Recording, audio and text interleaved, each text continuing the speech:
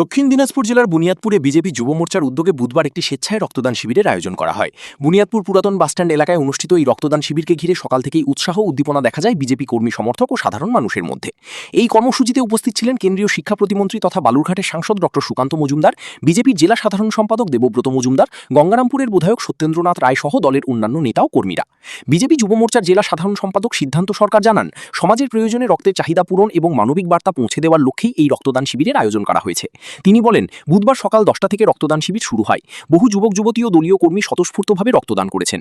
মানুষের প্রয়োজনে পাশে দাঁড়ানোই আমাদের মূল উদ্দেশ্য। এদিন গঙ্গারামপুরের বিধায়ক সত্যেন্দ্রনাথ রায় বলেন, বুনিয়াদপুর পুরাতন বাসস্ট্যান্ডে যুব মোর্চার যোদ্ধা ও সদস্যদের উদ্যোগে এই রক্তদান শিবিরের আয়োজন করা হয়েছে। রক্তদান একটি মহৎ কাজ। একজন মানুষের দেওয়া রক্ত অন্য একজনের জীবন বাঁচাতে পারে।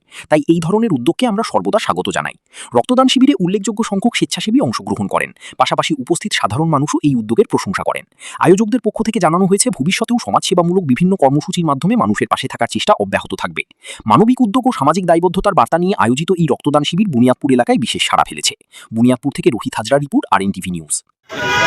বুনিয়াদপুর পুরাতন বাসস্ট্যান্ডে আমাদের যুব মোর্চার যারা যোদ্ধা, তারা এই জেলার এবং বুনিয়াদপুর গঙ্গারামপুর এই সাবডিভিশনের যারা মুমূর্ষু রোগী রক্ত পান না হাসপাতালে, তাদের জন্য রক্তদানের ব্যবস্থা করেছেন আজকে। সবাই জানে রক্তদান জীবনদান। আমি যুব মোর্চার যারা এখানে রক্তদানের আয়োজন ব্যবস্থা করেছে তাদেরকে সবাইকে আমি আন্তরিকভাবে অভিনন্দন এবং শুভেচ্ছা জানাচ্ছি। এইভাবে রক্তদান শিবির আমাদের নতুন সরকারের সময় প্রতিটি জায়গায় হোক। যুব মোর্চার নেতৃত্বে এটি আমি আশা করি। রক্তদান আমাদের করতেই হবে আমাদের মানুষকে।